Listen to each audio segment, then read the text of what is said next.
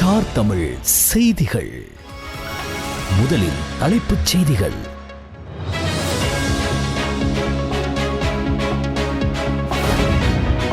முன்னாள் சுகாதார அமைச்சர் கேலிய ரமுக்வெல்ல, அவரது மனைவி, 3 மகள்கள் மற்றும் மருமகன் ஆகியோருக்கு எதிராக நிதி மோசடி குற்றச்சாட்டின் கீழ் கொழும்பு மேல் நீதிமன்றத்தில் குற்றப்பத்திரிகைகள் கையளிக்கப்பட்டன.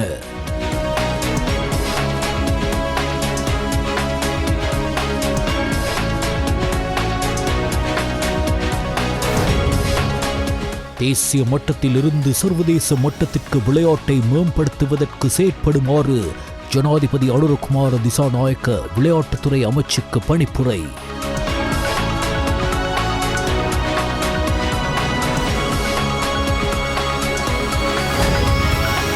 அரசியல் பிரபல்யத்திற்காக ஏற்றுக்கொண்ட இணக்கப்பாடுகளை மாற்றியமைத்தால் மீண்டும் நெருக்கடி நிலைமை ஏற்படும். முன்னாள் ஜனாதிபதி ரணில் விக்ரமசிங்க எச்சரிக்கை.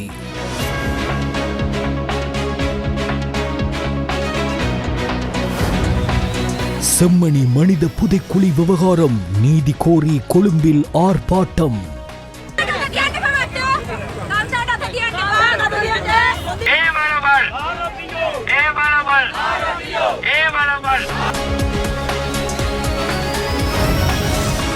T20 தொடரை கைப்பற்றியது பங்களாதேஷ் அணி.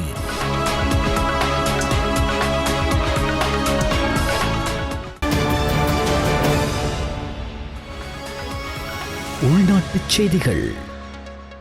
2026 ஆண்டுக்கான வரவு செலவு திட்ட முன்மொழிவுகளை சமர்ப்பிப்பது தொடர்பான பூர்வாங்க வரவு செலவு திட்டமிடல் மற்றும் அபிவிருத்தி போக்குகள் தொடர்பாக ஜனாதிபதி அனுரகுமார திசாநாயக்க மற்றும் நிதி அமைச்சின் அதிகாரிகளுக்கு இடையிலான கலந்துரையாடல் நேற்று பிற்பகல் ஜனாதிபதி செயலகத்தில் இடம்பெற்றது. இதன்படி எதிர்வரும் வரவு செலவு திட்டத்தை தயாரிப்பது தொடர்பான தற்போதைய நிலைமை குறித்து ஜனாதிபதி நிதி அமைச்சின் அதிகாரிகளிடம் கேட்டறிந்ததுடன் வரவு செலவு திட்ட முன்மொழிவுகளை கோருவதற்கான சுற்றறிக்கை தற்போது வெளியிட்டுள்ளதாகவும் அந்தந்த நிறுவனங்கள் தொடர்பான வரவு செலவு திட்ட மதிப்பீடுகளை உரிய செலவீன வரப்பிற்குள் சமர்ப்பிப்பதற்கு இம்மாதம் 31ஆம் தேதி வரை கால அவகாசம் வழங்கப்பட்டுள்ளதாகவும் நிதியமைச்சின் அதிகாரிகளிடம் ஜனாதிபதி தெரிவித்தார். எதிர்வரும் வரவு செலவு திட்டத்தை திட்டமிடும் போது நாட்டை தற்போதைய நிலையிலிருந்து மீட்டெடுக்க அவசியமான முக்கிய துறைகளுக்கு முன்னுரிமை அளிக்க வேண்டியதன் அவசியத்தை ஜனாதிபதி இங்கு வலியுறுத்தினார். இதன்படி டிஜிட்டல் மயமாக்கல், பொது போக்குவரத்தை வலுவூட்டல், பொருளாதாரத்திற்கு கிராமிய சமூகத்தின் பங்களிப்பு போன்றவற்றின் அடிப்படையிலான செயற்திட்டங்களில் அதிக கவனம் செலுத்துமாறு ஜனாதிபதி அனுரகுமார திசாநாயக்க அதிகாரிகளுக்கு பணிப்புரை விடுத்தார்.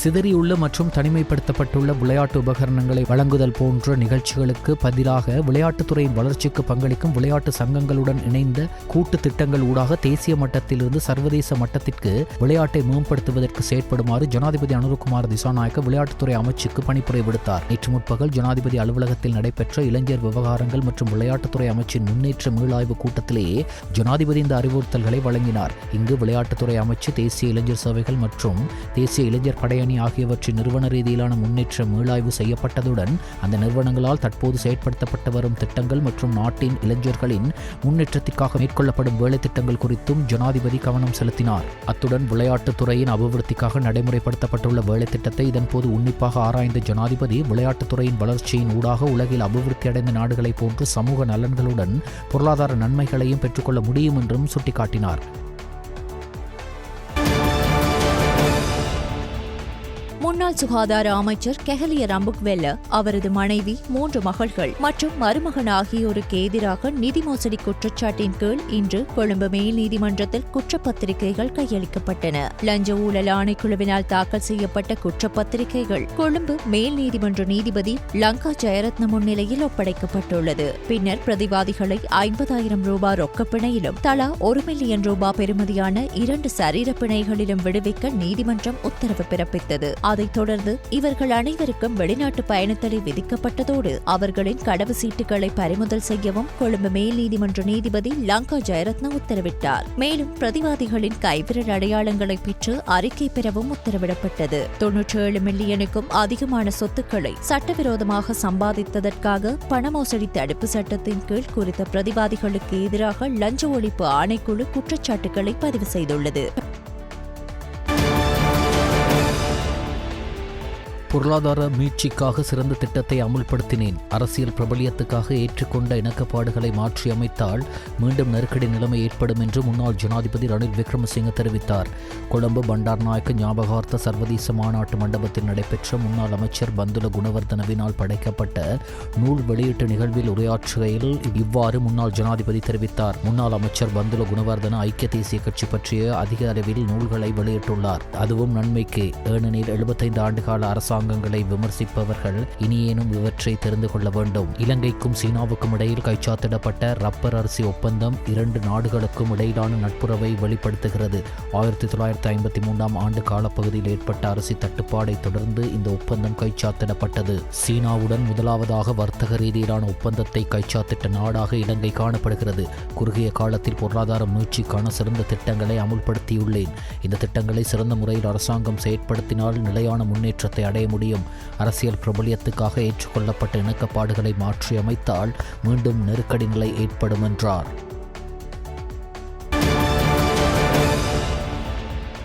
இலங்கையின் அரசு மற்றும் அரசாங்கத்தின் உதவிகளை பெறும் அனைத்து பாடசாலைகளுக்குமான இந்த வருடத்திற்கான பாடசாலை சீருடைகளுக்கான முழு துணி தேவையும் சீன அரசாங்கத்தின் நன்கொடை மூலம் வெற்றிகரமாக நிறைவேற்றப்பட்டுள்ளதாக கல்வி, உயர்கல்வி மற்றும் தொழிற்கல்வி அமைச்சு அறிவித்துள்ளது. 5171 மில்லியன் ரூபாய் மதிப்புள்ள நன்கொடையாக வழங்கப்பட்ட துணி நாடு முழுவதும் உள்ள மாணவர்களுக்கு பாடசாலை சீருடைகளை தயாரிக்க பயன்படுத்தப்படும் என சுட்டிக்காட்டப்பட்டுள்ளது. நன்கொடை நிறைவடைந்ததை குறிக்கும் வகையில் பிரதமர் கலாநிதி ஹரணி அமரசூரிய மற்றும் இலங்கைக்கான சீன தூதரிடையே முறையான சான்றிதழ் பரிமாற்ற விழா நடைபெற்றது. அத்துடன் 2026 ஆண்டிற்கும் பாடசாலை சீருடை துணியை வழங்குவதன் மூலம் சீனா தனது ஆதரவை தொடருமாறு அமைச்சு அதிகாரப்பூர்வமாக கோரியுள்ளது.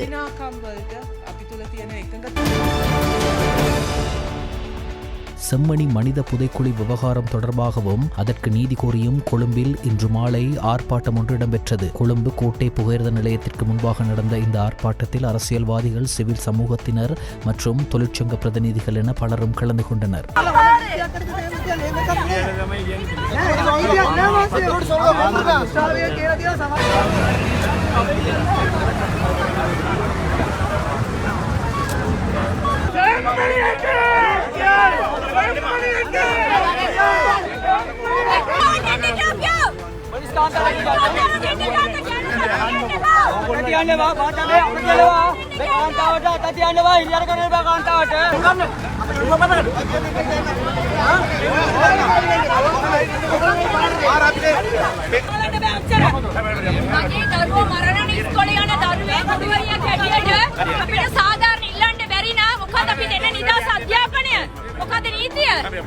අපේ දරුව වෙනුවෙන් මේ ඇවිත් තියෙන්නේ බෝනිකත් එක්ක මිනිවලල් දාලා. ඒක මොකද්ද අපේ රටේ නීතිය ලැබුණ නැත්නම් ලෝකෙට කියන්න වෙනවා. ඔගොල්ලෝ කොහොමද අපිව නවත්තන්නේ? ගුරුවරයෙකුට මගේ වගකීම නැද්ද? මගේ දරුව මෙරුණා නම් වෙන්නේ මං කති පෙනී සිටින්නේ. මගේ දරුව වෙනුවෙන් කවුද කතා කරන්නේ මේක? බාධා කරන්න පාපි. මෙතන ඉන්නේ නිකම් මේ නෙමෙයි වගකී යුතු කට්ටිය මේ පුත්කොලේ මෙතන ඉන්නේ. අපිට අවසර දෙන්න. සරි වානේ.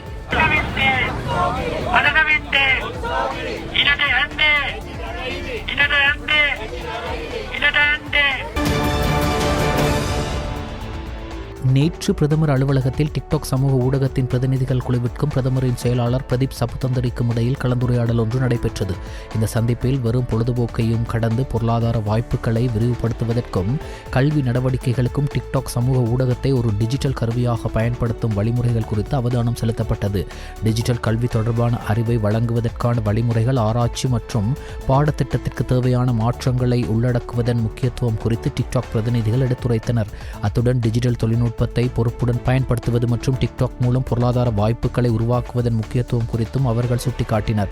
கல்வித்துறையில் தற்போது நடைமுறைப்படுத்தப்பட்டுக் கொண்டிருக்கும் சீர்திருத்தங்களுடன் ஒத்துழைப்புகளை பாராட்டிய பிரதமரின் செயலாளர் பிரதீப் சபுதந்தரி டிஜிட்டல் மயமாக்கல் செயல்முறையை விரைவில் நடைமுறைப்படுத்துவதன் அவசியத்தை மேலும் வலியுறுத்தினார். இந்த கலந்துரையாடலில் தெற்காசிய டிக்டாக் நிறுவனத்தின் அரச உறவுகள் தலைவர் ஆகியோர் கலந்து கொண்டனர். கனிமுள்ள சஞ்சீவ கொலை சம்பவத்துடன் தொடர்புடையதாக சந்தேகத்தின் பேரில் விளக்கமறியலில் வைக்கப்பட்டிருந்த அத்துருகிரிய போலீஸ் கான்ஸ்டபிள் ஹசித ரோஷனை பிணையில் விடுவிக்க கொழும்பு மேல் நீதிமன்ற நீதிமன்றம் உத்தரவிட்டுள்ளது. கொழும்பு உயர்நீதிமன்றம் பிறப்பித்த பிணை உத்தரவை தொடர்ந்து சந்தேக நபரை பிணையில் விடுவிக்க உத்தரவிடப்பட்டது. கொழும்பு உயர்நீதிமன்றம் பிறப்பித்த பிணை உத்தரவை தொடர்ந்து சந்தேக நபரை பிணையில் விடுவிக்க உத்தரவிடப்பட்டது. அதன்படி கொழும்பு தலைமை நீதவான் தனுஜா லக்மாலி ஜயதுங்க சந்தேக நபரை 50,000 ரூபாய் ரொக்க பிணையிலும் தலா 2.5 மில்லியன் ரூபாய் மதிப்புள்ள 2 சரீர பிணைகளிலும் விடுவிக்க உத்தரவிட்டார். மேலும் சாட்சிகளை செல்வாக்கு செலுத்துவதை தவிர்க்குமாறும் சந்தேக நபருக்கு எச்சரிக்கை விடுத்துள்ளார். இவர் கனிமுள்ள சஞ்சீவ கொலையில் முக்கிய சந்தேக நபருக்கு வாகனம் வழங்கி தப்பி செல்ல உதவிய சந்தேகத்தின் பேரில் கைது செய்யப்பட்டு விளக்கமறியலில் வைக்கப்பட்டிருந்தமை குறிப்பிடத்தக்கது. நாடு முழுவதும் தோல் தொடர்பான நோய்கள் திடீரென அதிகரித்து வருவதாக சுகாதார மேம்பாட்டு பணியகம் எச்சரிக்கை விடுத்துள்ளது. தோல் நோய் மருத்துவர் ஜனக அகரவிட்ட இது தொடர்பான தகவலை வெளியிட்டுள்ளார். இதன்படி ரிங் வார்ம் எனப்படும் பூஞ்சை தோல் நோய் நாட்டில் தற்போது வேகமாக பரவி வருவதாக அறிவிக்கப்பட்டுள்ளது. இந்த நோய் ஏற்பட்டால் தோலில் சிவப்பு நிறத்தில் வட்ட வடிவ தடிப்புகள் தோன்றும் என தெரிவிக்கப்பட்டுள்ளது. தொற்றுக்குள்ளானவர்களின் தொடுதலினாலோ அல்லது ஆடைகளை அணிவதாலோ இந்நோய் தொற்று பரவும் வாய்ப்பு அதிகமாக காணப்படுகிறது. மேலும் இந்த நோய் தொற்று காரணமாக தோல் சிதைவு, வறட்சி, சிவத்தல், அரிப்பு, எரிதல் மற்றும் ஒட்டும் தன்மை போன்ற பாதிப்புகள் ஏற்படும் என தெரிவிக்கப்பட்டுள்ளது. தொற்றுக்குள்ளானவர்கள் இலங்கை அரசினால் அங்கீகரிக்கப்பட்ட பூஞ்சை எதிர்ப்பு மருந்துகள், கிரீம்கள், மாத்திரைகள் என்பனவற்றை பயன்படுத்தலாம் எனவும் ஏனைய தயாரிப்புகளை பயன்படுத்த வேண்டாம் எனவும் எச்சரிக்கை விடுக்கப்பட்டுள்ளது. மேலும் இந்நோய் தொற்று பரவுவதை தடுக்க பொதுமக்கள் சுகாதார பழக்க வழக்கங்களை பின்பற்றுமாறு அறிவுறுத்தப்பட்டுள்ளனர். குறிப்பாக சுத்தமாக இருத்தல், ஈரப்பதத்தை தவிர்ப்பது மற்றும் பாதிக்கப்பட்டவர்களிடமிருந்து பொருட்களை பகிர்வதை தவிர்ப்பது போன்ற தடுப்பு முறைகளை பின்பற்ற வேண்டும் எனவும் தெரிவிக்கப்பட்டுள்ளமை குறிப்பிடத்தக்கது. நேற்றைய தினம் மட்டக்களப்பு மாவட்ட விசேட ஒருங்கிணைப்பு குழு கூட்டம் மாவட்ட ஒருங்கிணைப்பு குழு தலைவர், கைத்தொழில் மற்றும் கைத்தொழில் முயற்சியாண்மை அபிவிருத்தி அமைச்சரும் பாராளுமன்ற உறுப்பினருமாகிய சுனில் அந்துநத்தி தலைமையில் மட்டக்களப்பு மாவட்ட அரசாங்க அதிபர் ஜஸ்டினா முரளிதரன் அவர்களது ஏற்பாட்டில் பழைய மாவட்ட செயலக மாநாட்டு மண்டபத்தில் இடம்பெற்றது. கிழக்கு மாகாண ஆளுநரும் மாவட்ட ஒருங்கிணைப்பு குழுவின் இணைத் தலைவருமான பேராசிரியர் ஜெயந்தலால் ரத்னசேகர, மட்டக்களப்பு மாவட்ட பாராளுமன்ற உறுப்பினர்களான இளையதம்பி ஸ்ரீநாத், கலாநிதி MLA மிஸ்புல்லா, கந்தசாமி பிரபு ஆகியோரது பங்கேற்புடன் இக்கூட்டம் இடம்பெற்றது.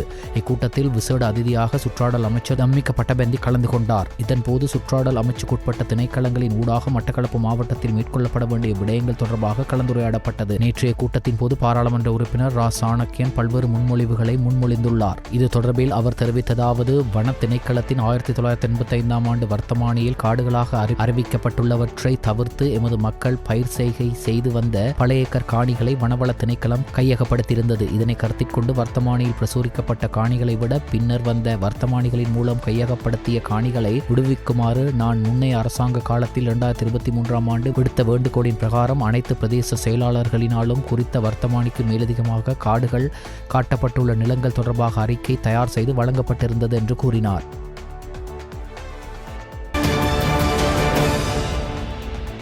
செங்கலடி மற்றும் வாழைச்சேனை பிரதேச சபைகளின் தவிசாளர்களுக்கு வாகனங்கள் வழங்கப்பட்டிருந்தது.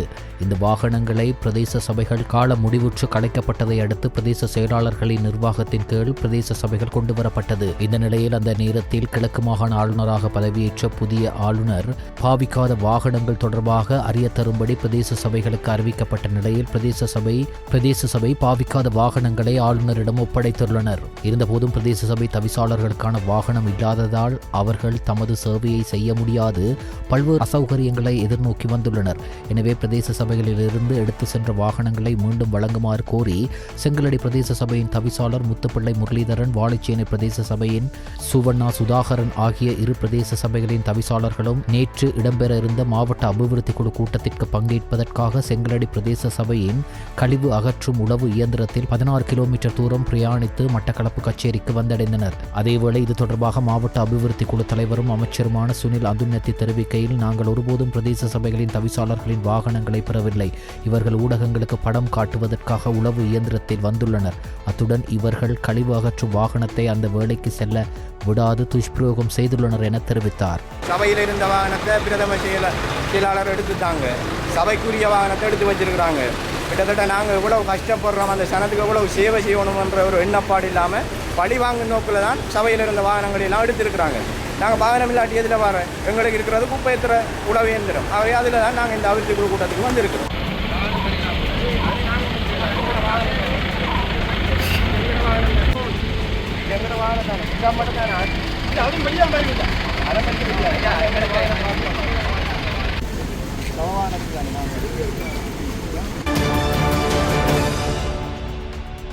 மோட்டார் சைக்கிளில் வீதியில் சென்ற பெண்ணை வழிமறித்து தங்க சங்கிலியை பறிமுதல் செய்த கொள்ளையர்கள் இருவர் ஊர் மக்களால் மடக்கி பிடிக்கப்பட்டு போலீசாரிடம் ஒப்படைக்கப்பட்ட சம்பவம் ஒன்று நேற்று முன்தினம் இடம்பெற்றுள்ளது. முல்லைத்தீவு முள்ளியவளை பொன்னகர் கிராமத்தில் உள்ள வளர்மதி மைதானத்திற்கு அருகாமை இரவு 7 மணி அளவில் வீதியால் பயணித்த போது இனந்தெரியாத கொள்ளையர்கள் இருவர் குறித்த பெண்ணை வழிமறித்து கழுத்தில் கத்தியினை வைத்து மிரட்டி கழுத்தில் அணிந்திருந்த 4.5 பவுன் தங்கச்சங்கிலியை நேற்று முன்தினம் இரவு பறித்து கொண்டு தப்பிச் சென்றிருந்தனர். குறித்த சம்பவம் தொடர்பில் உடனடியாக குறித்த கிராம மக்களுக்கு தெரியப்படுத்தப்பட்டதை அடுத்து ஊர் மக்கள் இணைந்து கொள்ளையர்கள் இருவரையும் மடக்கி பிடித்து முள்ளியவளை போலீசாரிடம் ஒப்படைத்துள்ளனர்.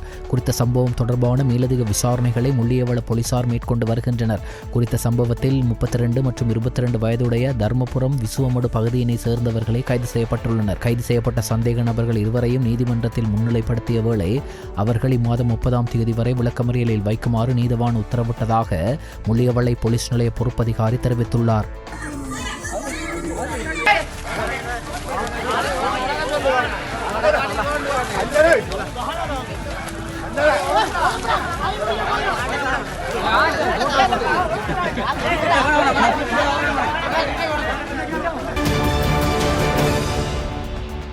நாட்டிற்குள் சட்டவிரோதமாக அதிக திறன் கொண்ட மோட்டார் சைக்கிள்களை இறக்குமதி செய்து அவற்றை அம்பந்துடை பறவைகள் சரணாலயத்தில் உள்ள பறவை தீவன களஞ்சிய சாலையில் மறைத்து வைத்திருந்த சம்பவம் தொடர்பில் அதன் உரிமையாளரை இன்று காலை விசேட போலீஸ் குழுவினர் கைது செய்துள்ளனர். நாராயம்பிட்ட பகுதியில் வைத்தே குறித்த நபர் கைது செய்யப்பட்டுள்ளதாக தெரியவந்துள்ளது.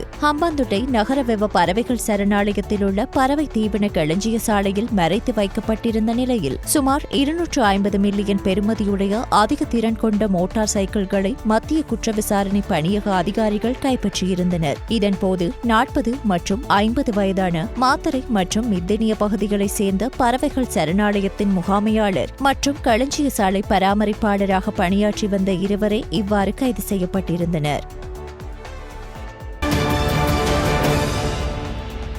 பொருளை போலீஸ் பிரிவின் சர்பன்டைன் வீதி பகுதியில் உள்ள ஒரு கடையில் நபர் ஒருவர் மீது துப்பாக்கி சூடு நடத்திய சம்பவத்துடன் தொடர்புடைய 2 பேரை பொருளை போலீசார் கைது செய்துள்ளனர். கடந்த ஜூலை 8ஆம் தேதி கடையில் இருந்த ஒருவர் மீது மோட்டார் சைக்கிளில் வந்த இருவர் துப்பாக்கி பிரயோகத்தை மேற்கொண்டுவிட்டு தப்பி சென்றிருந்தனர். இந்த சம்பவம் குறித்து பொருளை போலீசார் மேலதிக விசாரணைகளை மேற்கொண்டு வந்தனர். அதன்படி நேற்று மாலை சஹஸ்புர பகுதியில் வைத்து பொருளை போலீஸ் அதிகாரிகள் குழு இந்த குற்றத்திற்கு உதவியதற்காக சந்தேக நபர் ஒருவரை குற்றத்திற்கு பயன்படுத்தப்பட்ட முச்சக்கர வண்டியுடன் கைது செய்தனர். கைது செய்யப்பட்ட சந்தேக நபர் இமுல்கஸ்தேனிய பகுதியைச் சேர்ந்த 30 வயதுடையவர் என தெரியவந்துள்ளது. இந்த சந்தேக நபர் வெளிப்படுத்திய தகவல்களின் அடிப்படையில் குற்றத்திற்கு உதவிய மற்றொரு சந்தேக நபர் நேற்று மாலை பொரளை போலீஸ் பிரிவின் சீவடி ஒழுங்கை பகுதியில் 11 கிராம் 115 மில்லிகிராம் ஐஸ் போதைப் பொருளுடன் கைது செய்யப்பட்டார். அதற்கமைய கைதான நபர் பொரளை பகுதியைச் சேர்ந்த 36 வயதுடையவர் என தெரியவந்துள்ளது. சந்தேக நபரின் வீட்டில் நடத்தப்பட்ட சோதனையின் போது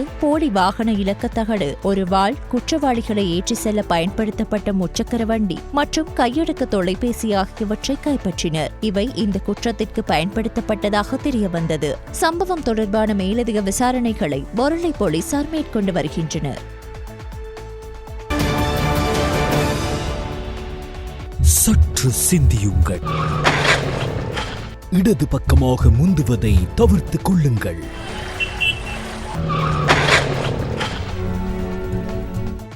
எப்போதும் பாதுகாப்பான தரமான தலைக்கவசத்தை அணியுங்கள். தலைக்கவசம் பாதுகாப்பாக இருக்க பொத்தானை அழுத்துங்கள். இது விபத்தை தடுப்பதற்கான நேரம். ஹட்டன் நுவரெலிய பிரதான வீதியில் கொட்டகலை டிரேட்டன் பகுதியில் கார் ஒன்றும் முச்சக்கர வண்டியொன்றும் நேருடன் நேர் மோதி விபத்துக்குள்ளாகியதில் 4 பேர் காயங்களுக்குள்ளாகி கொட்டகலை பிரதேச வைத்தியசாலையில் அனுமதிக்கப்பட்டுள்ளதாக திம்புள்ளை பத்தனை போலீசார் தெரிவித்தனர். நுவரெலியாவில் இருந்து கொழும்பு நோக்கி பயணித்த கார் ஒன்றும் கொழும்பிலிருந்து நுவரெலியா பகுதியை நோக்கி நோக்கி பயணித்த முச்சக்கர வண்டியும் நேருக்கு நேர் மோதியதில் இந்த விபத்து நேர்ந்துள்ளது. இந்த விபத்தில் முச்சக்கர வண்டியில் பயணித்த சாரதி உட்பட 4 பேர் காயங்களுக்கு உள்ளாகி வைத்தியசாலையில் அனுமதிக்கப்பட்டுள்ளதாகவும் கார் பகுதியளவிலும் முச்சக்கர வண்டிக்கு பலத்த சேதமும் ஏற்பட்டுள்ளதோடு முச்சக்கர வண்டியின் சாரதிக்கு தூக்க கலக்கம் ஏற்பட்டதன் காரணமாகவே விபத்து ஏற்பட்டுள்ளதாக போலீசாரின் ஆரம்பகட்ட விசாரணைகளிலிருந்து தெரியவந்துள்ளது. சம்பவம் தொடர்பான மேலதிக விசாரணைகளை திம்புள்ளை பதனி போலீசார் மேற்கொண்டு வருகின்றனர். சற்று சிந்தியுங்கள். பேருந்தில் பயணிக்கும் போது படிகளில் பயணிப்பதை தவிர்த்து கொள்ளுங்கள். கை, கால், தலை போன்றவற்றை வாகனத்திற்கு வெளியில் பாதுகாப்பின்றி வைத்துக் கொள்வதை தவிர்த்து கொள்ளுங்கள்.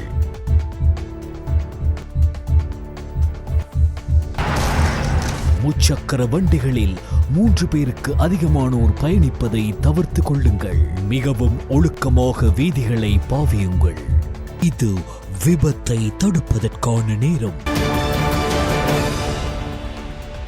நுவரெலியா பிரதேசத்தில் இந்த நாட்களில் மழையுடன் கடும் பனிமூட்டம் நிலவுவதால் முன்னோக்கி செல்லும் வாகனங்களை பார்க்க முடியாமல் விபத்துக்கள் ஏற்படுவதால் சாரதிகள் அவதானத்துடன் செயற்படுமாறும் அப்பகுதி முழுவதும் இருண்ட காலநிலை ஏற்பட்டுள்ளது. நுவரெலியா நகர எல்லை ஆலியல பொரலந்த உடபுசல்லாவ பிரதான வீதி, நானோயா தலவாக்கலாட்டன் பிரதான வீதி, நானோயா ரதல்ல குறுகிய வீதி, நுவரெலியா மீபிலிமான பட்டிப்பொல அணுகு வீதிகள் போன்ற பகுதிகளில் இந்த அடர்ந்த பனிமூட்டம் மற்றும் வீதியில் போனிகள் குதிக்கும் அபாயம் உள்ளதால் மிக குறைந்த வேகத்தில் வாகனங்களை செலுத்துமாறு அறிவுறுத்தப்பட்டுள்ளனர். நுவரெலியா போக்குவரத்து போலீசார் மேலும் தெரிவிக்கையில், தமக்கு முன்னால் வரும் வாகனங்களை பார்க்க முடியாத நிலையில் வாகன சாரதிகள் ஒவ்வொரு வாகனத்தின் மின்விளக்குகளையும் ஏற்றுமாறும் வாகன சாரதிகளிடம் கோரிக்கை விடுத்துள்ளனர்.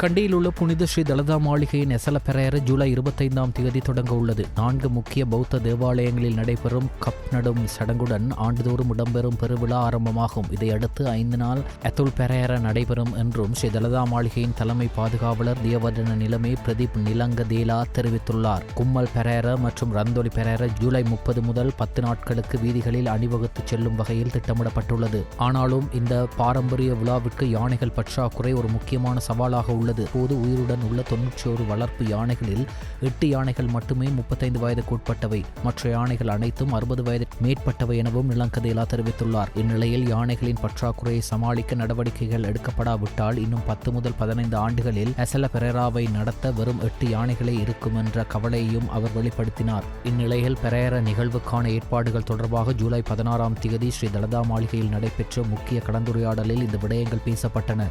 எசல கண்டி பெரேராவை முன்னிட்டு கண்டி பாடசாலைகளுக்கு விசேட விடுமுறை வழங்கப்பட்டுள்ளது. அதன்படி எதிர்வரும் 29ஆம் தேதி முதல் ஆகஸ்ட் 4ஆம் தேதி வரை 2ஆம் தவணை விடுமுறைக்காக பாடசாலைகள் மூடப்படும் என கண்டி வலய கல்வி அலுவலகம் அறிவித்துள்ளது. கண்டியில் உள்ள சிங்கள மற்றும் தமிழ் பாடசாலைகளுக்கு 2ஆம் தவணை விடுமுறைகள் ஆகஸ்ட் 8ஆம் தேதி முதல் ஆகஸ்ட் 17ஆம் தேதி வரை வழங்கப்படுவதோடு முஸ்லிம் பாடசாலைகள் ஆகஸ்ட் 20 முதல் 24ஆம் தேதி வரை விடுமுறை வழங்கப்பட்டுள்ளது. கல்பெட்டியில் 3 டிங்கி படகுகள் மற்றும் 1.3 மில்லியனுக்கும் அதிகமான சட்டவிரோத போதை மாத்திரைகள் கைப்பற்றப்பட்டுள்ளதாக கடற்படை தெரிவித்துள்ளது. மேலும் சம்பவத்துடன் தொடர்புடைய சந்தேக நபர்கள் 5 பேர் கைது செய்யப்பட்டுள்ளதாகவும் கடற்படை ஊடகப் பிரிவு தெரிவித்துள்ளது. கடற்படையினர் நடத்திய சோதனை நடவடிக்கையின் போதே குறித்த போதை மாத்திரைகள் கைப்பற்றப்பட்டதாக கடற்படை ஊடகப் பிரிவு தெரிவித்துள்ளதோடு இதன் மொத்த பெறுமதி 1.3 மில்லியனுக்கும் அதிகம் என தெரிவிக்கப்படுகிறது. இந்த நடவடிக்கையின் போது கடற்படையினரால் கைது செய்யப்பட்ட சந்தேக நபர்கள் 22 முதல் 44 வயதிற்குட்பட்டவர்கள் என தெரிவிக்கப்பட்டுள்ளது. இவர்கள் முகத்துவாரம், குரக்கன்ஹேன, வன்னிமுந்தல், சின்ன குடியிருப்பு ஆகிய பிரதேசங்களை சேர்ந்தவர்களாவர். கைது செய்யப்பட்ட சந்தேக நபர்கள் போதை மாத்திரைகள் மற்றும் 3 டிங்கி படகுகளையும் மேலதிக சட்ட நடவடிக்கைகளுக்காக புத்தளம் மதுவரி திணைக்களத்தின் விசேட பிரிவினரிடம் ஒப்படைக்க நடவடிக்கை மேற்கொண்டுள்ளதாக கடற்படை தெரிவித்துள்ளது. 5 கோடி ரூபாவுக்கும் அதிக பெறுமதியுள்ள குஷ் போதைப் பொருளுடன் வெளிநாட்டு பெண்ணொருவர் கட்டுநாயக்க சர்வதேச விமான நிலையத்தில் வைத்து கைது செய்யப்பட்டுள்ளார். சென்னையில் இருந்து வந்த 23 வயதுடைய டென்மார்க் நாட்டை சேர்ந்த பெண்ணொருவரை இவ்வாறு கைது செய்யப்பட்டதாக போலீசார் தெரிவித்தனர். குறித்த பெண் பாங்காக்கில் இருந்து இந்தியாவின் சென்னைக்கு வந்த பிறகு அங்கிருந்து கட்டுநாயக்க விமான நிலையத்திற்கு வருகை தந்துள்ளார். பின்னர் விமான நிலையத்தில் இருந்து வெளியேறும் போது அவரது பயணப்பைக்குள் இருந்து குஷ் போதைப் பொருள் கண்டுபிடிக்கப்பட்டது. அத்தோடு பயணப்பைக்குள்ளிருந்த 25 உணவுப் பொதிகளுக்குள் சூட்சமமாக மறைத்து வைக்கப்பட்டிருந்த 5 கிலோகிராம் 356 கிராம் மெத்தம்பெட்டமைன் போதைப் பொருளும் கண்டுபிடிக்கப்பட்டதாக கட்டுநாயக்க விமான நிலைய போலீஸ் போதைப் பொருள் தடுப்பு பிரிவு தெரிவித்துள்ளது. கைது செய்யப்பட்ட சந்தேக நபர் இன்று நீர்கொழும்பு நீதவான் நீதிமன்றத்தில் ஆஜர்படுத்தப்பட்டார். நல்லூர் பெருந்திருவிழாவை முன்னிட்டு காங்கேசன்துறை நாகப்பட்டினம் இடையே கப்பல் போக்குவரத்தில் ஈடுபடும் பயணிகளுக்கு விசேட சலுகைகளை வழங்க உள்ளதாக சிவகங்கை கப்பல் நிறுவனத்தின் உரிமையாளர் திரு சுந்தர்ராஜன் தெரிவித்ததாக அந்த நிறுவனத்தின் இலங்கைக்கான பணிப்பாளர் திரு ஜெயசீலன் தெரிவித்துள்ளார். அவர் மேலும் கூறுகையில், தற்போது காங்கேசன்துறை நாகப்பட்டினம் இடையே கப்பல் வழியாக போக்குவரத்தில் ஈடுபடும் பயணிகளுக்கு இருவழி கட்டணமாக 28,300 ரூபாவும், காங்கேசன்துறையிலிருந்து நாகப்பட்டினம் செல்வதற்கு ஒருவழி கட்டணமாக 12,300 ரூபாவும், நாகப்பட்டினத்திலிருந்து காங்கேசன்துறை வருவதற்கு ஒருவழி கட்டணமாக 16,000 ரூபாவும் அறவிடப்படுகிறது. இதேவேளை நல்லூர் பெருந்திருவிழாவினை முன்னிட்டு எமது பயணிகளுக்காக விசேட சலுகைகளை வழங்க உள்ளோம். அந்த சலுகைகள் தொடர்பாக விரைவில் அறிவிப்போம் என்றார். எமது கப்பல் சேவையானது வழமை போல செவ்வாய்க்கிழமையை தவிர்த்து 6 நாட்களும் சிறப்பான சேவையில் ஈடுபட்டு வருகிறது. கப்பல் சேவையில் ஏதாவது மாற்றங்கள் நிகழும் இடத்து அவை குறித்து நாங்கள் முன்கூட்டியே அறிவிப்பு வழங்குவோம் என அவர் தெரிவித்துள்ளார். காவத்தையில் இளைஞர் ஒருவர் சுட்டுக் கொல்லப்பட்டு மற்றொருவர் காயமடைந்த சம்பவம் தொடர்பில் கைது செய்யப்பட்ட இருவரையும் எதிர்வரும் 28ஆம் தேதி வரை விளக்கமறியலில் வைக்குமாறு நீதிமன்றம் உத்தரவிட்டுள்ளது. சந்தேக நபர்கள் இன்று பெல்மடுள்ள நீதவான் நீதிமன்றத்தில் ஆஜர்படுத்தப்பட்டதைத் தொடர்ந்து குறித்த உத்தரவு பிறப்பிக்கப்பட்டுள்ளது. குறித்த சம்பவத்திற்கு உதவிய 4 சந்தேக நபர்கள் நேற்றைய தினம் கைது செய்யப்பட்டதாகவும் இளைஞர்களை கடத்த பயன்படுத்தப்பட்ட ஜீப் வாகனமும் மீட்கப்பட்டுள்ளதாக மேல்மாகாண வடக்கு குற்றத்தடுப்பு பிரிவு அறிவித்திருந்தது. இந்நிலையில் சம்பவம் தொடர்பில் தெரிய வருவதாவது, கடந்த 30ஆம் தேதி இரவு காவத்த பூங்காரிய அலன்சூர் பகுதியில் உள்ள வீட்டில் 2 சகோதரர்களுடன் மற்றொரு இளைஞரும் உரையாடி கொண்டிருந்த போது இந்த சம்பவம் இடம்பெற்றுள்ளது. பூச உயர் பாதுகாப்பு சிறைச்சாலை நடவடிக்கைகளிலிருந்து போலீஸ் விசேட அதிரடிப்படை அதிகாரிகளை அகற்ற உத்தரவிடக் கோரி தாக்கல் செய்யப்பட்ட மனுவை விசாரணைக்கு எடுத்துக் கொள்வதா இல்லையா என்பதன் உத்தரவை செப்டம்பர் 1ஆம் தேதி அறிவிப்பதாக மேன்முறையீட்டு நீதிமன்றம் உத்தரவிட்டுள்ளது. இந்த மனுவை பிரபல பாதாள உலக தலைவரான KJA ருவான்குமார என்ற மிதிகம ருவான் தாக்கல் செய்ததாக கூறப்படுகிறது. இந்த மனு இன்று பரிசீலனைக்கு மேன்முறையீட்டு நீதிமன்றத்தின் தலைவர் நீதிபதி ரொஹாந்த அபேசூரிய மற்றும் பிரியாந்த பெர்னாண்டோ ஆகியோர் அடங்கிய நீதிபதிகள் குழா முன்னிலையில் விசாரணைக்கு வந்தது. மனுதாரர் சார்பில் ஆஜரான சட்டத்தரணி பூச சிறைச்சாலை உயர் பாதுகாப்பு சிறைச்சாலையாக அறிவிக்கப்பட்டுள்ளதால் அதன் உள் மற்றும் வெளி விவகாரங்களுக்கு போலீஸ் விசேட அதிரடிப்படையின் அதிகாரிகள் ஈடுபடுத்தப்பட உள்ளதாகவும் நீதிமன்றத்தில் குற்றம் சாட்டினார். சம்பந்தப்பட்ட சிறைச்சாலையை உயர் பாதுகாப்பு சிறைச்சாலையாக சிறைச்சாலை ஆணையாளர் நாயகம் அறிவித்துள்ளதாகவும் சிறைச்சாலைகள் சட்டத்தின் கீழ் அத்தகைய உத்தரவை பிறப்பிக்க சிறைச்சாலை ஆணையாளர் நாயகத்திற்கு அதிகாரம் இல்லை என்றும் சட்டத்தரணி சுட்டிக்காட்டினார். ஹெவலாக் சிட்டி வீடமைப்பு தொகுதியில் தங்க முலாம் பூசப்பட்ட T56 ரக துப்பாக்கி ஒன்று கண்டுபிடிக்கப்பட்ட சம்பவம் தொடர்பில் கைது செய்யப்பட்டு விளக்கமறியலில் வைக்கப்பட்டிருந்த பெண் சந்தேக நபர் ஒருவருக்கு கொழும்பு மேல் நீதிமன்றம் பிணை வழங்கியுள்ளது. சம்பவம் தொடர்பில் விளக்கமறியலில் வைக்கப்பட்டுள்ள சந்தேக நபர் விஷாகா ஐரங்கனி வீரகோன் என்ற பெண் சந்தேக நபர் சார்பாக சமர்ப்பிக்கப்பட்ட வினை விண்ணப்பத்தை பரிசீலித்த பின்னர் கொழும்பு மேல் நீதிமன்ற நீதிபதி மஞ்சுள திலகரத்ன இந்த உத்தரவை பிறப்பித்தார். அதன்படி சந்தேக நபரை 2,50,000 ரூபாய் ரொக்க பிணையிலும் 2.5 மில்லியன் ரூபாய் பெறுமதியுள்ள 2 சரீர பிணையிலும் விடுவிக்க நீதிமன்றம் உத்தரவிட்டது. சமீபத்தில் இந்த சம்பவம் தொடர்பாக விளக்கமறியலில் வைக்கப்பட்டிருந்த முன்னாள் அமைச்சர் துமிந்த திசாநாயக்கவை பிணையில் விடுவிக்க கொழும்பு மேல் நீதிமன்றம் உத்தரவு பிறப்பித்திருந்தமை குறிப்பிடத்தக்கது. தேசிய மக்கள் சக்தி அரசாங்கத்தின் கீழ் 500 சிறு தேயிலை உற்பத்தி கிராமங்கள் உருவாக்கப்படும் என பெருந்தோட்ட மற்றும் தோட்ட உட்கட்டமைப்பு அமைச்சர் சமந்த வித்யாரத்ன தெரிவித்தார். மேலும் தேயிலையின் தரத்தை மேம்படுத்துவதற்காக பல்வேறு திட்டங்கள் முன்னெடுக்கப்படும் எனவும் அவர் கூறினார். ரத்னபுரி பிரதேச செயலகத்தில் ரத்னபுரி மாவட்டத்தில் உள்ள சிறு தேயிலை உற்பத்தியாளர்களை ஊக்குவிக்கும் நோக்கில் ஒரு நிகழ்வு ஏற்பாடு செய்யப்பட்டிருந்தது. இந்நிகழ்வில் அமைச்சர் சமந்த வித்யாரத்னவுடன் தோட்ட உட்கட்டமைப்பு பிரதி அமைச்சர் சுந்தரலிங்கம் பிரதீப் கலந்து கொண்டார். இந்நிகழ்வில் உரையாற்றிய அமைச்சர் கடந்த காலங்களில் தேயிலை தொழில்துறையை முன்னேற்றுவதாக வருவதாக கூறி சர்வதேச நாடுகளில் விளம்பரங்களை வெளியிடுவதற்காக மட்டும் 196.5 மில்லியன் ரூபாய் பணம் செலவிடப்பட்டுள்ளது. உலக வங்கியிடமிருந்து 48.9 மில்லியன் டாலர்கள் பெறப்பட்டுள்ளன. இதில் 60 வேலை திட்டங்கள் தோல்வியடைந்துள்ளன. இந்த திட்டங்களுக்காக முன்னாள் அமைச்சர் தயா கமகேவின் மனைவி லக்ஷ்மண் செனவிரத்னவின் மகன் மற்றும் சாலிய திசாநாயக்கவின் மனைவி ஆகியோர் பணத்தை பெற்றுக் கொண்டுள்ளனர். இந்த விவகாரம் தொடர்பாக கடுமையான சட்ட நடவடிக்கைகள் எடுக்கப்படும் என்று அவர் கூறினார். மேலும் தரமான தேயிலையை உற்பத்தி செய்யும் முறைமை மற்றும் தேயிலை உற்பத்தியை அதிகரிப்பது குறித்து உரையாற்றிய அமைச்சர் இலங்கை தேயிலையின் பெயரை உயர்நிலைக்கு கொண்டு வருவதற்கு அனைவரும் இணைந்து செயற்பட வேண்டும் என அழைப்பு விடுத்தார். சிறு தேயிலை தோட்ட அதிகார சபை மற்றும் தேயிலை ஆராய்ச்சி நிலையத்துடன் இணைந்து இலங்கை தேயிலை சபை ஏற்பாடு செய்த இந்நிகழ்வில் பாராளுமன்ற உறுப்பினர் ஜானக சேனாரத்ன, ரத்னபுரி பிரதேச செயலாளர் KS நிஷாந்த் ஆகியோரும் கலந்து கொண்டனர். இலங்கையின் மாபெரும் கலை விழாவான 30வது சுமதி விருது வழங்கும் விழா ஸ்ரீ ஜெயவர்தனபுரம் மொனரா கிம்ரியலில் வெகு விமர்சையாக நடைபெற்றது. இந்த முறையும் எமது சகோதர தொலைக்காட்சியான சியத்த தொலைக்காட்சியில் டெலிவிஷன் நிகழ்ச்சிக்கு விருது வழங்கப்பட்டது. இது பொதுமக்களின் நம்பிக்கையை மீண்டும் உறுதிப்படுத்தியது. டெலிவிஷன் நிகழ்ச்சியை வழங்கும் சியத்த தொலைக்காட்சியின் செய்திப்பிரிவின் பணிப்பாளரும் ஆலோசகருமான மூத்த பத்திரிகையாளர் லால் ஹேமந்த மாவடகி அவர்களுக்கு ஜூரி சிறப்பு விருது வழங்கப்பட்டது.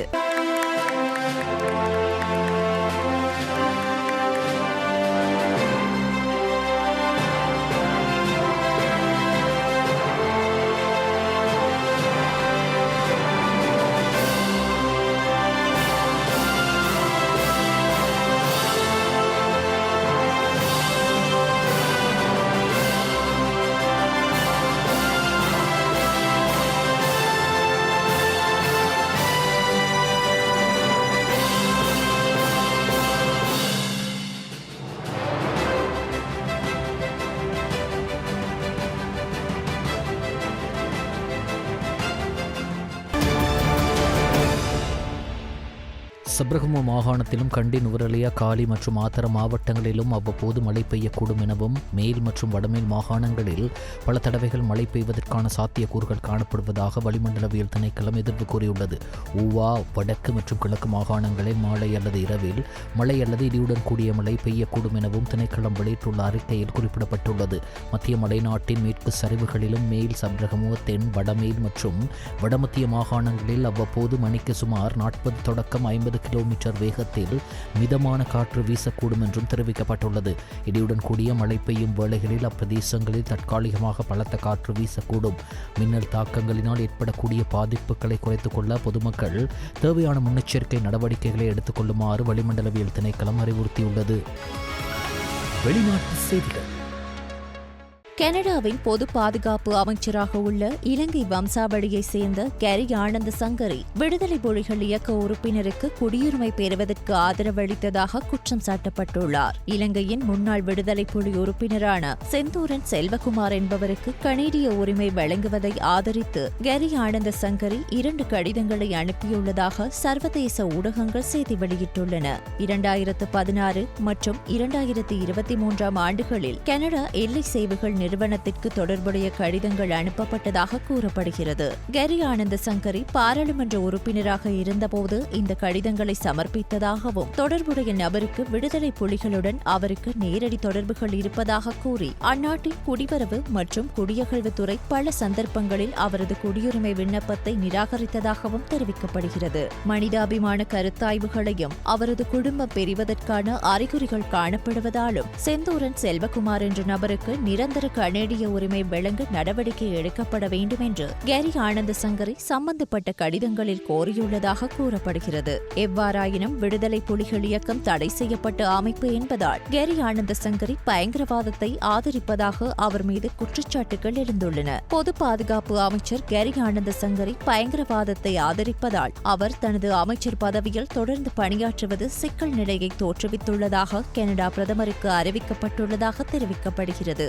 இருப்பினும் குற்றச்சாட்டுகளுடன் தொடர்புடைய கனேடிய பொது பாதுகாப்பு அமைச்சர் கேரி ஆனந்த சங்கரியின் அலுவலகம் அறிக்கையொன்றை வெளியிட்டுள்ளது. குறித்த அறிக்கையில் இந்த சம்பவம் தொடர்பாக நீதிமன்றத்தில் வழக்கு நிலுவையில் இருப்பதால் இது தொடர்பில் குறிப்பிட்ட விவரங்களை வழங்குவது பொருத்தமற்றது என்று தெரிவிக்கப்பட்டுள்ளது. மேலும் கேரி ஆனந்த சங்கரி அமைச்சர் பதவியை ஏற்றுக்கொண்டதிலிருந்து இதுபோன்ற கோரிக்கை கடிதங்களை ஒருபோதும் சமர்ப்பிக்கவில்லை என்று தெரிவிக்கப்பட்டுள்ளது. மேலும் குழந்தை கனடாவில் இருக்கும் நிலையில் நபரொருவரின் குடும்பம் பெறுவதை தடுக்க தவிர்க்கும் நோக்கில் வெளியிடப்பட்ட தனது கோரிக்கையானது அசாதாரணமானது அல்ல என்று அந்த அறிக்கையில் சுட்டிக்காட்டப்பட்டுள்ளது. பயங்கரவாத அமைப்புக்கு ஒருபோதும் ஆதரவளிக்க மாட்டேன் என்றும் பயங்கரவாத அமைப்புக்கு ஆதரவாக முடிவுகளை எடுக்க மாட்டேன் என்றும் கெரி ஆனந்த சங்கரி தொடர்புடைய அறிக்கையில் மேலும் குறிப்பிட்டுள்ளதாக தெரிவிக்கப்படுகிறது. இருப்பினும் இந்த விவகாரம் தொடர்பாக கனேடிய பிரதமர் இதுவரை எந்த அறிக்கையும் வெளியிடவில்லை என்று சர்வதேச ஊடகங்கள் செய்தி வெளியிட்டுள்ளன. ஈராக்கில் உள்ள ஒரு பல்பொருள் அங்காடியில் ஏற்பட்ட பெரும் தீ விபத்தில் 60 பேர் உயிரிழந்துள்ளதாக சர்வதேச ஊடகங்கள் செய்தி வெளியிட்டுள்ளன.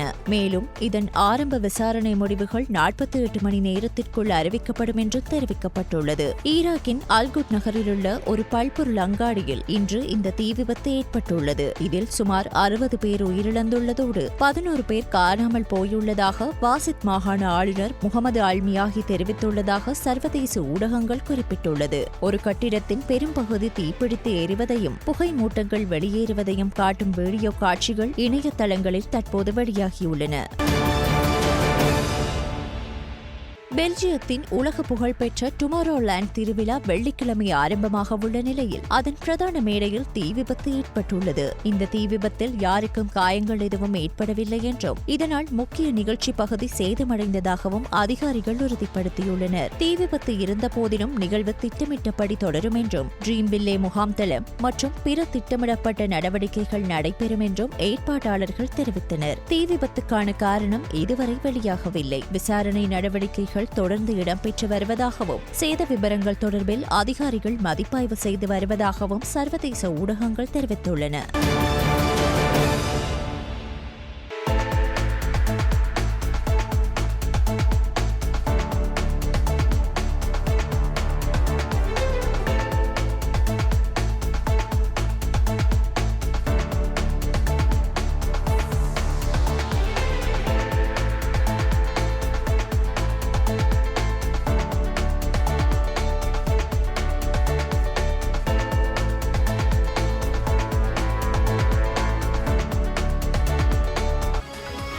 விளையாட்டுச் செய்திகள். இலங்கை மற்றும் பங்களாதேஷ் அணிகளுக்கு இடையிலான மூன்றாவதும் இறுதியுமான T20 போட்டியில் பங்களாதேஷ் அணி 8 விக்கெட்டுகளினால் அபார வெற்றியை பெற்றுள்ளது. இந்த வெற்றியினூடாக இலங்கைக்கு எதிராக பங்களாதேஷ் அணி T20 தொடரொன்றை வெல்லும் முதலாவது சந்தர்ப்பம் இதுவாகும். கொழும்பு ஆர் பிரேமதாச மைதானத்தில் இடம்பெற்ற இந்த போட்டியில் நாணய சுழற்சியில் வெற்றி பெற்ற இலங்கை அணி முதலில் துடுப்பாட்டத்தை தெரிவு செய்திருந்தது. அதன்படி முதலில் துடுப்படுத்தாடிய இலங்கை அணி நிர்ணயிக்கப்பட்ட 20 ஓவர்களில் 7 விக்கெட்டுகளை இழந்து 132 ஓட்டங்களை பெற்றுக் கொண்டது. இலங்கை அணி சார்பில் பத்தும் நிசங்க அதிகபட்சமாக 46 ஓட்டங்களையும் தசுன் சானுக்கு 35 ஓட்டங்களையும் பெற்றுக் கொடுத்தனர். பங்களாதேஷ் அணியின் பந்துவீச்சில் மெஹடி ஹசன் 4 விக்கெட்டுகளை கைப்பற்றினார். அதன்படி 133 ஓட்டங்கள் என்ற வெற்றி இலக்கை நோக்கி பதிலுக்கு துடுப்பெடுத்தாடிய பங்களாதேஷ் அணி 16.3 ஓவர்களில் 2 விக்கெட்டுகளை மாத்திரமே இழந்து வெற்றி இலக்கை அடைந்தது. பங்களாதேஷ் அணி சார்பில் தன்சிட் ஹசன் ஆட்டமிழக்காமல் 73 ஓட்டங்களை பெற்றுக் கொண்ட நிலையில் அணித்தலைவர் லிட்டன் தாஸ் 32 ஓட்டங்களை பெற்றுக் கொண்டார். இலங்கை அணியின் பந்துவீச்சில் நுவான் துஷார மற்றும் கமிந்து மெண்டிஸ் ஆகியோர் தலா 1 விக்கெட்டுகள் வீதம் கைப்பற்றினர். இந்த வெற்றியை தொடர்ந்து 3 போட்டிகள் கொண்ட T20 தொடரை பங்களாதேஷ் அணி 2-1 என்ற கணக்கில் கைப்பற்றியுள்ளமை குறிப்பிடத்தக்கது.